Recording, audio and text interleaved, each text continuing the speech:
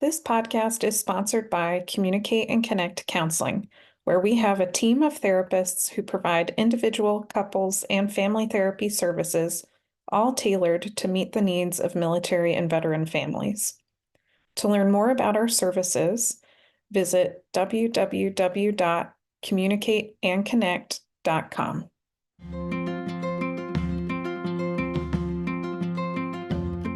Welcome to the Communicate and Connect podcast for military relationships with your host, Elizabeth Polinsky, a military marriage counselor.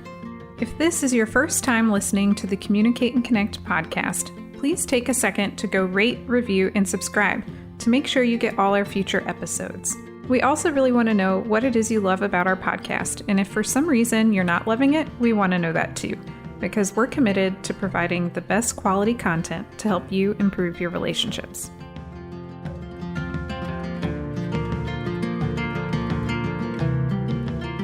This is episode 2 on how we fuck up relationships.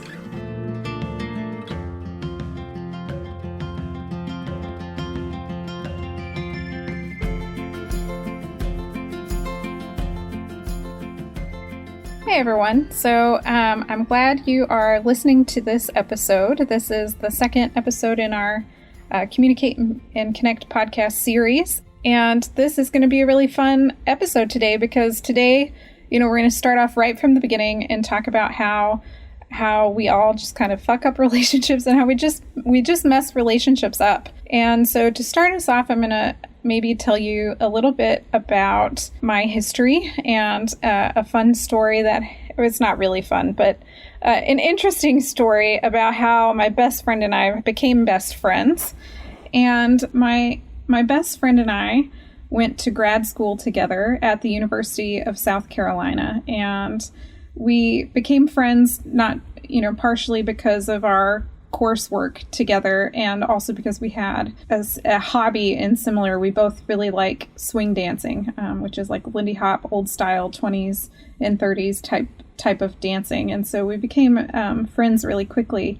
And then there was one day, I want to say it was in the winter of my first year of grad school, and I had followed, the love of my life to South Carolina, and I had picked my grad school so that way I could be there near him. Very complicated history there, but I don't remember if mine happened first or if hers happened first, but my partner at the time broke up with me, and my friend came over to console me, and that was very, very helpful. And then just a few hours later, her partner broke up with her, and I was going over to her house to comfort her. And we were broken up with on the same day, and that was just like shocking to both of us. That really solidified our friendship. After that, we sort of developed our own little mini breakup support group where we really helped each other grieve. And ever since then, we have been kind of like the go-to for each other for all the things with relationships that come up, including how we were going to choose future partners, how partnerships were going. I was there for her wedding, and she was the maid of honor for my wedding. And it really launched our friendship much deeper, and so now I can't imagine a life without her. But directly after our mutual breakups, we decided we were going to learn pretty much everything we could. We made pros and cons lists of whether or not to try to stay with those partners or try to get them to come back and be with us. Pros and cons of moving on. We did lots of pros and cons lists for dating certain people or breaking up with certain people, for the types of qualities that we wanted in another partner.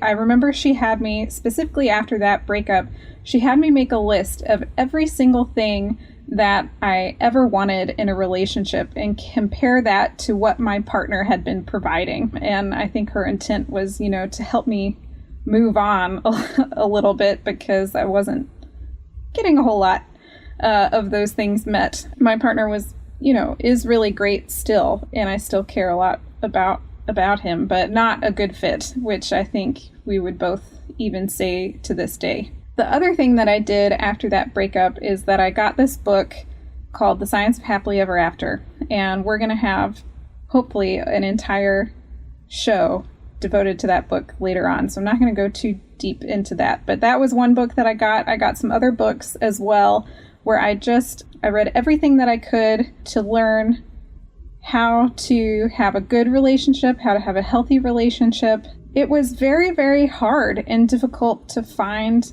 love. It was painful when love is gone, and it's hard to find it in the first place. That was the catalyst, really, for pushing me into the realm of couples and marriage therapy, and really started off my passion for learning about relationships and what makes relationships work or not work, and how to have the best relationships we can. And so today I'm really going to talk about how relationships get messed up. There are a few key points, and so I'm going to start off with one of them. And the first point that I really want to make today is that we all tend to compare what we feel inside of ourselves. So whether or not we feel anxious or sad, or we feel even happy, we compare what we feel to how other people look. And so we don't always see how other people are feeling unless they're, very angry and enraged, or they're crying and sobbing. But outside of extreme emotion, if I'm just looking at somebody, I cannot tell how they feel. And so that becomes really problematic, because if I am feeling a lot of pain, a lot of stress due to my relationship, and I look at the relationships around me and I can't tell how they feel, they look composed and together and happy, I'm only seeing this front.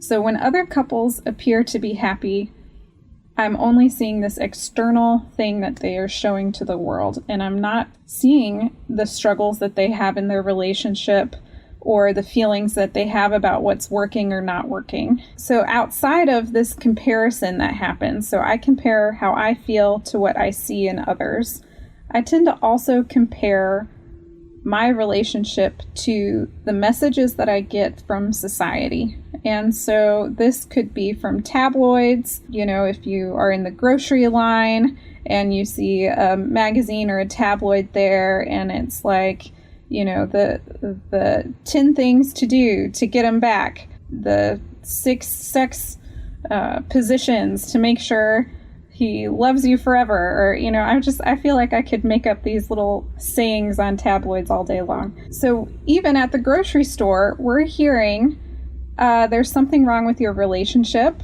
People aren't going to want you if you don't look a certain way, don't have sex a certain way, don't talk and communicate a certain way. So we're constantly getting these messages that, one, we need to be fixing something to have a better relationship, and two, the images of couples that we do see in media are usually very passionate. I guess they remind me of almost like a first love, or I don't know. I'm thinking of, what is it, Laura Croft in Tomb Raider? That's the image that's coming to my mind right now, is Laura Croft from Tomb Raider. Just very sexualized, very passionate. You can have this deep, fulfilling love and connection right off the bat without having to work at it. And so the message is that love in relationships should come easy. And now I don't think that they should be the hardest thing in the world, but there's kind of the message in society that says it should be easy, it should feel right and be right off the bat. You shouldn't have any problems early on. And if you have problems, then you need to be changing something, like how you look, or the types of sex positions that you try, and whatever else is in the tabloid and magazines. Let me summarize here. So there we get this image of what perfect relationships look like from TV, movies, Netflix, things like that. We also get these messages in advertisements and magazines and things that say, hey, you need to be doing something different and better to have a fulfilling relationship. And obviously it must be your fault if you aren't doing these things to make somebody happy. And then when we feel like, hey, I'm not feeling great about my relationship right now, I'm feeling a lot of stress, sadness, I feel like we're miscommunicating. When you feel those things and stress in relationships, you have this mental image of this perfect couple, and you're like, okay, I'm not like what they have in the movies. And you have this message from society that says you got to be doing all of these things to have meaningful love relationships. And then you also compare yourself, how you feel in your relationship, to the relationships that you see in other people. And this makes it really hard to know what is a good relationship. Do other people have a good relationship? Do I have a good relationship? It gets very confusing. The second reason why we fuck up relationships is really just because, like, a lack of education, a lack of role models, and oftentimes even just a lack of good relationship advice. So again, I'll go back to like the tabloids and the messages from society and all of that stuff. They kind of create this false expectation. And that's where a lot of people get their advice on relationships is, I'm remembering this story. I remember when I was in middle school, I was on a Girl Scout outing. I don't remember exactly what we were doing, but I remember there were face masks involved. And there was a magazine that one of my friends had. And I was reading this magazine, and it was these instructions for how to do butterfly kisses. So how you flicker your eyelashes on someone's cheek, and how the advice in this column, this like teen dating column at the time, was that this was going to make a guy just, be totally in love with me. And I remember like devouring that magazine. So maybe my interest in relationships started even earlier than that breakup. But that was what I remember from middle school. And so even if I think back on my earlier childhood experiences and what I learned about relationships growing up, there was no formal education. Schools do not teach, or at least they didn't when I was in school, about what healthy relationships look like, or how to communicate, or how to even negotiate what I want with what someone else wants. If anything, even, you learn negotiation maybe as a kid when you have to share. But even in school, they didn't really teach me how to learn to share with someone else. They told me that if I didn't share, I'd get in trouble. There really is I didn't have any education, and I think a lot of other people didn't have any education on how to communicate, how to negotiate in relationships, how to have a healthy one. And so if you don't have the education in school, then you look to role models. For a lot of people, they don't have role models. And I know this was certainly the case for me up until I was 16. So I guess I want to have this little disclaimer. I don't think that there's anything wrong with divorce. I am supportive of divorce when that is the best option for people. And maybe we'll do like a whole series on that at another time on when I think, divorce can be a really great option for couples. But growing up, my parents were divorced, and most of the friends that my mom had, and I didn't know my dad very well growing up, so I'm going kind of based off of what I learned from the relationships surrounding my mom. A lot of them were divorced, and the people who I did see married, a lot of my friends' parents were divorced too. I didn't have a lot of friends whose parents were together. I had some that were remarried, but even looking at all those different examples of relationships, my parents, my friends' parents, my parents' friends and their relationships, even the ones that stayed together were often appeared to be unhappy. And again, this is, probably a child's point of view because I'm going off of my memory and I only understand things from when I was a kid. But there were a lot of couples that seemed like they were roommates, that they were kind of just putting up with each other. There were some couples who were kind of violent. So people either got out of relationships and divorced, or they stayed unhappily in relationships. And I really didn't see role models of what healthy, happy relationships looked like until I was 16. And for a lot of people, this is the case. So there's no schooling type of education on happy, healthy relationships. A lot of people don't have great role models.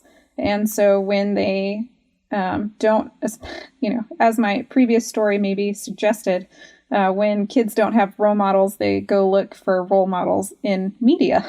And the tabloids and the teen dating magazines, I don't think are great sources of education on happy, healthy relationships when they're teaching you how to do butterfly kisses on somebody's cheek to get them to like you. My last point about this section, about how really there's not a lot of information that you get kind of naturally growing up, is that when people get advice, so no education, which means when they're in a situation with a partner, they have to go ask, friends, parents, siblings, people that they know for advice on what to do in their relationship, how to handle different situations. And the advice is often very mixed. Some people tell you, oh, you should work on the relationship, and other people tell you you should leave it. Some people tell you you should stand up for yourself and not compromise. And other people tell you that you should compromise, because all relationships require compromise. And so it's very hard to know what to do when you're getting a lot of conflicting advice.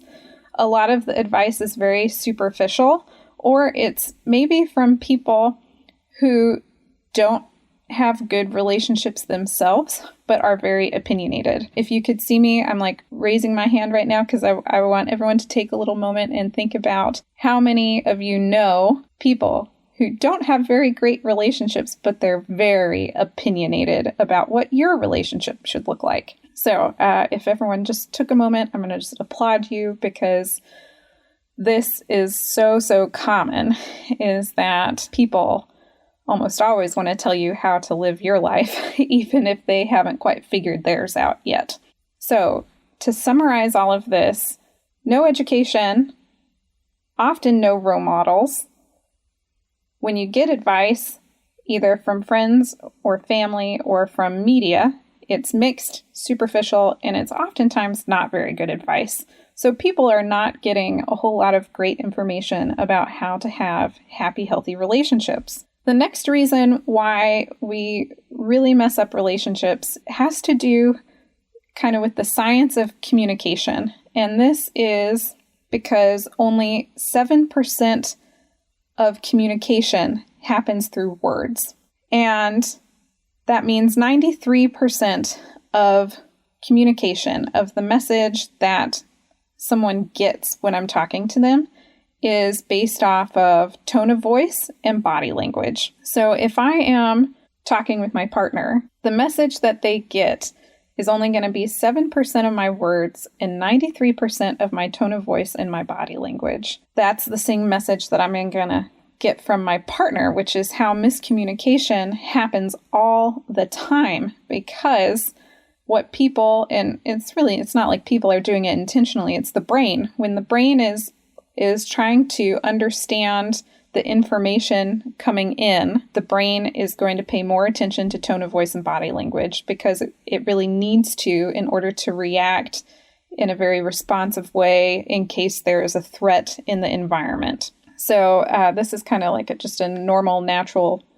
biological process that's there to help us respond in a potentially threatening situation. Okay, so my main point on that was that communication is really hard, and tone of voice and body language are more important than the actual words that come out of my mouth. The second part about communication is that people often don't say what they really mean or what they really want in a relationship, and this is usually due to self-protection.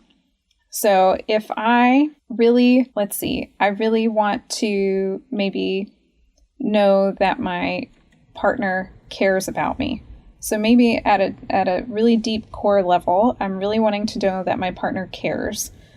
And I might want reassurance for that, but oh my God, that's scary to ask for in a relationship, to say, hey, I'm feeling really anxious that you don't care about me. Could you provide reassurance? That is terrifying to ask for. And so a lot of us will say, like, I really want you to do this thing. And then when my partner doesn't do it, I get angry. And so I'll give an example for me. Dishes is what my partner and I fight a lot about, because dishes are just like this big, huge sore spot for me, and I just cannot stand it when there are dirty dishes. So oftentimes I'll say, hey honey, will you do the dishes? That would be really helpful. But deep down, I'm thinking this is going to tell me that he loves me. And then when he doesn't do that, I think, oh my gosh, he doesn't love me. And so then I get angry and I say, why didn't you do the dishes? And I'm really having a discussion on a deeper level about how I want him to show me that he cares for me. But for him, the conversation is just about the dishes. And it's like, I'm going to get to the dishes another time. That's what's going through his mind. And this happens with couples all the time.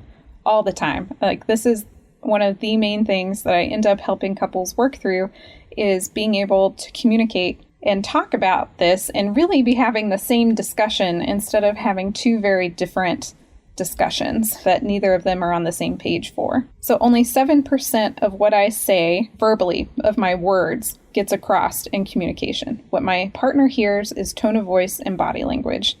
And what makes it even harder is that when people don't share the underlying message, or they don't ask for what they really want, now we're taking that 7% that of the words that they would have gotten anyway, the really low amount of the message that they got, and we're just like cutting it. And I don't know, by a half, by 2/3, I don't actually know if there's a statistic on that. But when we don't say what we really mean or what we really want because we don't want to be vulnerable, then my partner is getting even less of the message. So that is the other common reason why relationships get messed up. The next one is really the science of connection. And this is, when I say connection, I mean what's bringing us together in an emotional way where we feel this emotional sense of closeness. I've got a couple of thoughts about this. It kind of goes back to my recent example just now with the dishes and the I don't want to be vulnerable. People in general, nobody wants to be vulnerable. And so instead of being vulnerable in the relationship, and really vulnerability is needed in a relationship. In order to have healthy, happy relationships, we both need to feel safe to be vulnerable, and we both need to be able to respond to the other person with kindness when they're vulnerable. And so because people don't want to be vulnerable, because that's hella scary, they develop these self-protective patterns to try to kind of ask for what they want without really asking for what they want. They develop these patterns of saying, hey, I care about you and I want you and I need you, but I'm not going to actually show you that. So instead I'm going to shut down and withdraw, or I'm going to get angry at you because you didn't do the dishes. So clearly you don't love me. And the thing is that people keep repeating these self-protective patterns, but they expect different results. So over and over, they're going through the same pattern of trying to protect themselves, trying to not be vulnerable with their partner, and they keep thinking it's going to work, but it never works. And so usually when it hasn't been working, that's when they end up and they come see me. So the key to connection, which we'll have a whole episode on this and probably many more in the future, is that I need to be vulnerable with my partner and I need to be kind when my partner is vulnerable. So this brings me to the last section I'm going to cover today on how we fuck up relationships, which is to really talk about the role of stress. So there are lots of causes of stress in life, just in general. So if me or my partner have a mental health diagnosis, if there's depression going on, anxiety, if either of you or your partner, if you have a history of trauma, if you were abused as a child in some way, military sexual trauma, military deployments. These are all very stressful experiences, some of them due to being in the military, some of them due to mental health. You could have economic stressors, which is just like, can I pay the bills? If there's a lot of financial stress, that's going to have an impact. Life transitions, like becoming parents, especially with the first child, is a stress period for couples, and dealing with, the in-laws. There are lots of different things that can cause stress. But when you or your partner are feeling stress, it's going to increase the miscommunication. Part of this is just because there's only so much I can deal with in a day. So if you were in my office, you would see my coffee cup, because I have one every single day, because yes, I probably am a coffee addict. I've accepted that about myself. So you would see me with my coffee cup, and I would kind of give you this image of me pouring more and more coffee into my coffee cup. And at some point, if I keep filling it up, it's going to overflow. And this is how it is with stress, because there's only so much I can handle. When my cup is overflowing in life, I'm going to be more snippy. I might shut down and ignore my partner or my family more. I might get angry or just outright rude and critical sometimes. And this can cause a lot of miscommunication. And I also, people don't have as much patience when they're stressed out to try to handle and navigate those miscommunications when they happen. The other thing that happens when there's more stress is that it can decrease sex drive. And it's pretty typical that stress will decrease sex drive for women, and it can commonly increase a man's sex drive. And so, but that's not a 100% case. There are people women, when they're stressed, their sex drive increases, and men, when they're stressed, their sex drive decreases. But if we were just going to go with kind of like the more common one, let's say you're both stressed, even if one person was stressed, but now there's like a mismatch from what your guys are used to sexually. And if one person already had a lower like one person had a higher sex drive and one had a lower sex drive, and now you add stress in that difference between them is maybe even more intense, then maybe people start feeling like, do you even want me? Does my partner want me anymore? Am I sexually attractive to them? And so then that's also a really vulnerable thing to ask. And so then they go into protective mode and they say, why aren't we having sex? What's wrong with you that we're not having sex? Don't you even care about me? And then, they're in their protective anger, and it just kind of like sends the whole cascade of things. So sex can be a hot topic in relationships. A lack of interest in sex could be related to stress. Differences in sex drive could be related to stress, and that could cause a host of other relationship problems when it makes it harder to communicate and connect together. So stress also impacts relationship satisfaction. When people experience more stress than is normal for them, I think, everyone kind of has like a baseline of stress that's the normal level of stress, and they can function well with that normal level. But when the stress exceeds that amount and they have more stress than is typical for them, then they feel less satisfied with their relationship, often because they're less satisfied with life in general because they're stressed out, and also because it causes more miscommunication and it makes it harder to connect to your partner. So one of the things that's really important is in helping with relationship satisfaction between couples is that there aren't maybe like trying to decrease how many extremely stressful experiences you go through can help. Like self-care obviously is helpful if you can get to kind of a normal daily consistency of stress and decrease the big kind of crisis level stressors. That will help. But also maybe even more significantly, in my personal opinion, is the consistency of support. So if I'm stressed out, or if you're stressed out and you go to your partner, if you can get support from your partner, that is going to help you manage your stress. It's going to help you be able to communicate better. If they're kind and supportive of you, then you're going to feel safer to be more vulnerable, which means you can say what you really mean and ask for what you really want. And that all helps with being able to communicate better and reconnect emotionally.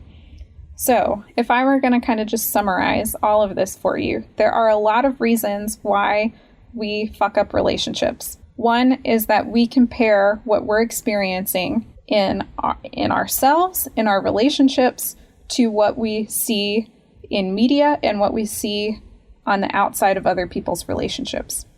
Number two is we've all usually had a lack of education, oftentimes a lack of role models, and pretty, so-so advice about relationships. Number three is that communicating is hard in general, and most of the communication never gets across to my partner because my partner's mind is going to listen to tone of voice and body language, and if I don't actually say what I really mean or ask for what I really want, then they're getting even less of the message. 4 is the science of connection, which is really that in order to be close and connected to my partner, I have to be vulnerable and I have to feel safe enough to know that my partner's going to respond in a kind way. We have to kind of set that up in our relationship, that we both can be vulnerable, and that when we're vulnerable, the other one's going to be kind. But this is really hard to do, especially when I'm feeling vulnerable, and if somebody, accidentally steps on my toes, then I might go into self-protection mode, and that can cause a whole lot of different negative patterns. And lastly, the role of stress. Stress can cause more miscommunication, make it harder to reconnect, make it harder to connect sexually. And if I can't go to my partner for support during times of stress, then that is going to decrease relationship satisfaction. So every time I'm going to have like a couple tips for you or an action item for you to try for this next few days. I really want you to try to notice all of the images of relationships that you see around you. Maybe they're societal messages, like messages from TV or movies or tabloids. And I want you to see if you can find all the different messages that say, this is what a good relationship looks like. Think Lara Croft from Tomb Raider. Find all of those messages of this is what perfect looks like. This is what you should aspire to in your relationship.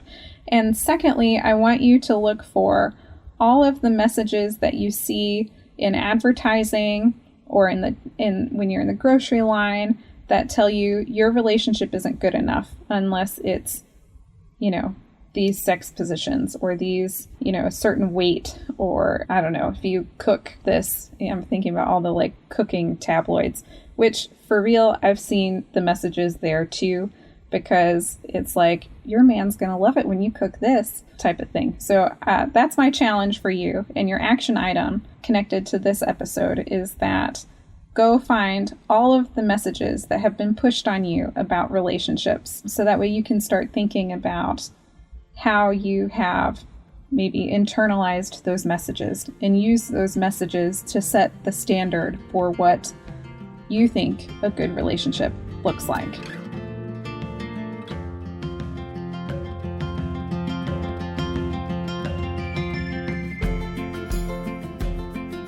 I hope you enjoyed today's episode. If so, please take a second to go rate, review, and subscribe so you get all of our future episodes. Make sure to check out the show notes to sign up for our free 10-week relationship email course. This email course is really designed for people who are maybe having trouble with communication or connection in their relationship, and helping them develop some quick wins right away to start improving it.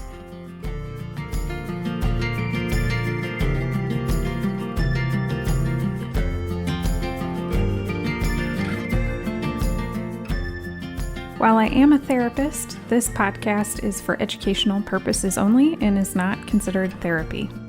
And it should also not be a replacement for therapy. If you think you need a professional of any kind, you should definitely go find one. Until next time.